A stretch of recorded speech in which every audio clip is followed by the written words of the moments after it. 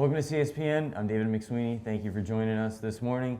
We'll be nailing down football today as we will be discussing the past divisional round games, the upcoming AFC and NFC championship games, and the upcoming NFL draft. Joining me now is Charlie McKean. Thank you for joining me. Thank you for having me, David. So last weekend we saw a variety of different divisional round matchups. We'll start with the Bills and the Ravens. What were your takeaways from that game, and how do you think Josh Allen performed? I thought Allen performed quite well.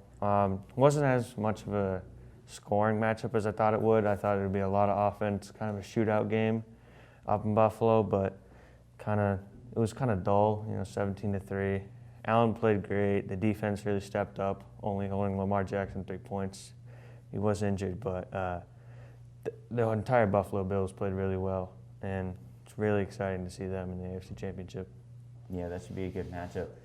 Another great game we saw in Kansas City at Arrowhead between the Chiefs and the Browns. What were your takeaways from that game? And do you think if Chad Henne has to step in next week, they can make it to the Super Bowl? No question. No. Chad Henne is not the quarterback you want in your AFC Championship. He's not the guy you want at your Super Bowl. But Browns played best they could against the Chiefs. I think going into that game, it was keep the Chiefs' offense off the field, control the ball, control the clock, run the ball. They couldn't really get that going. They still managed to keep it close, but it was a great game overall. But if Mahomes is not playing on Sunday, look for the Bills back to the Super Bowl. Yeah, Patrick Mahomes does make a big difference in these important playoff games.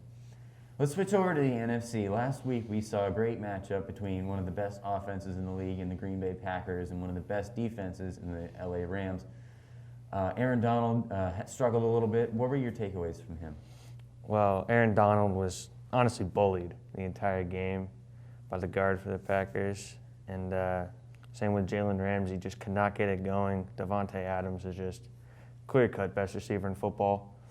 And Jalen just couldn't keep up with him. There was a couple of miscues that I saw, especially on that goal line play. But, when you have the MVP of Aaron Rodgers, a credible offensive line, Davante Adams, no matter who you are in defense, it's impossible to stop those guys. No question. You brought up Davante Adams. He's been playing like an MVP, one of the best receivers in the entirety of the NFL. Do you think he can carry over his performance to the NFC Championship game against Tampa Bay? Definitely. I don't think there is a player in that Tampa Bay secondary who can guard him. I know they have great young corners such as Murphy Bunting and Jamal Dean, but Davante Adams is too good. I'm going to look for some double teams, maybe some fast guys like Devin White to come over and kind of shade to his side because they need to neutralize him in order to get Aaron Rodgers to throw to other guys like Valdez-Scantling, Allen Lazard, guys who are still great receivers, but someone that they can really clamp down. You bring up Tampa Bay's defense last week against New Orleans. They played very, very well. We saw a lot of takeaways. The Saints offense struggled a little bit after the first quarter. Do you think they can carry over that same energy in Green Bay?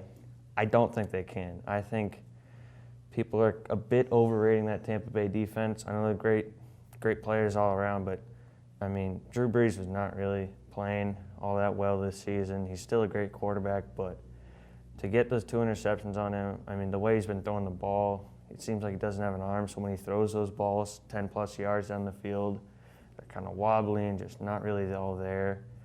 So, they did play great defensively, but I don't think it will carry over to the Packers game. Let's switch gears here to talk more about the draft. Do you see Trevor Lawrence going number 1? No question. Trevor Lawrence is one of the greatest college prospects we've ever seen. He's got great build, first of all, 6'6", but just great arm talent, great mobility, great knowledge of football. I think if you don't take him number 1, you're doing something incredibly wrong, and it's the biggest mistake of your career if you don't. Do you think if he does go number 1, do you think he can really build a strong relationship with Jacksonville's new head coach, Urban Meyer?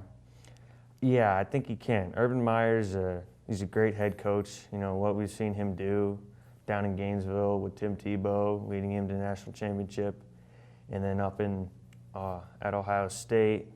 He's had some success with quarterbacks, so it's going to be really interesting to see how he takes the greatest prospect of all time, possibly, and how he can develop him into all-pro MVP caliber.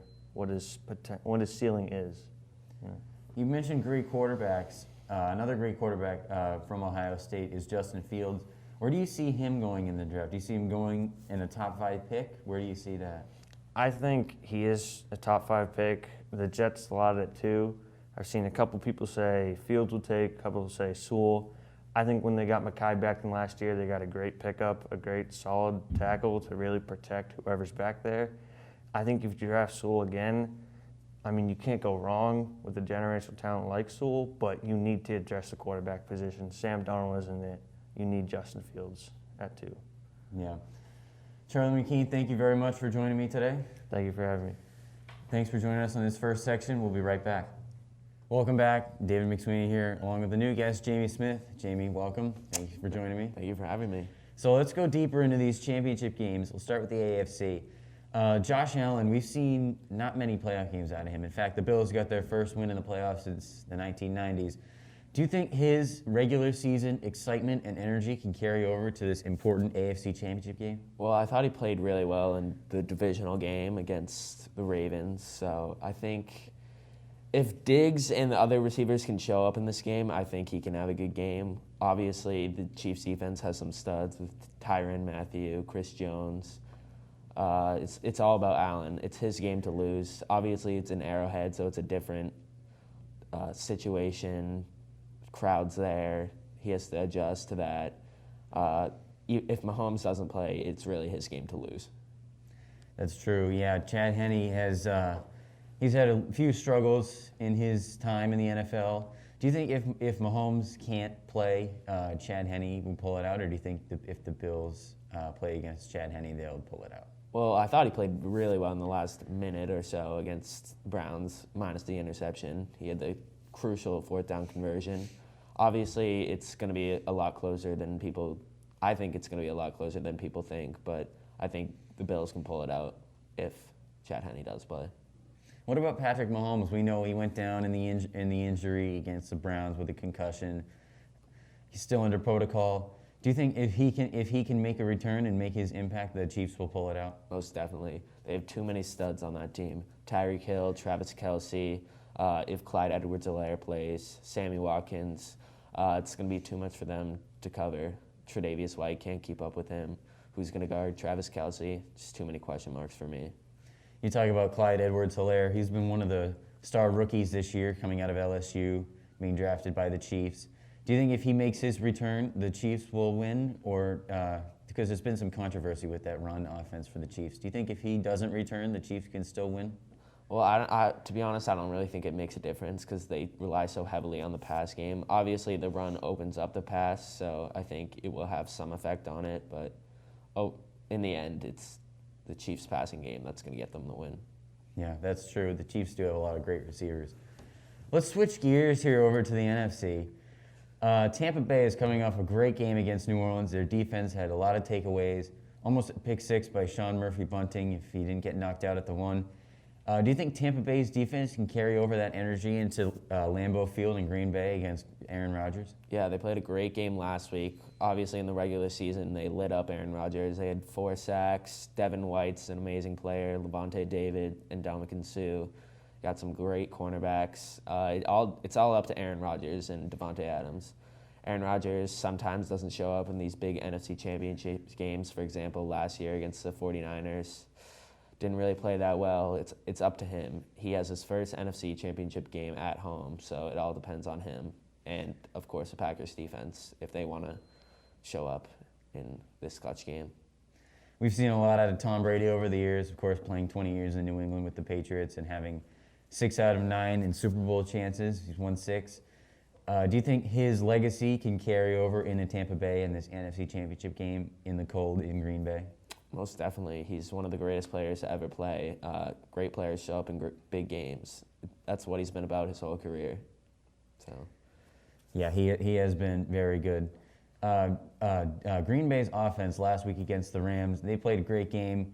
Devontae Adams really showed out Jalen Ramsey as they were talking a lot during the game. Aaron Rodgers played another great game, another multi-touchdown game. Do you think this can carry over in the NFC Championship? Well, he's going to have to rely on the other wide receivers because Devontae Adams, I expect them to have some double teams, some cushion with him. It all depends on Lazard, Scantling, Tanyan, the tight end. The run game also needs to get going. Like last week, 148 yards on the ground. A.J. Dillon, Jamal Williams, Aaron Jones, three-headed monster. It all depends on how the run game starts. We saw a great game from A.J. Dillon, BC native, in the regular season against Tennessee. Do you think he has the possibility to have another one of these big games? Well, he's dealing with a quad injury right now, so it depends. So I don't even know if he's going to play. But if he does, expect him to have a good game. All right. Jamie Smith, thank you very much for joining me today. Thank you for having me. That wraps up this episode of CSPN. For Jamie, Charlie, and Owen, I'm David McSweeney. We'll see you next time.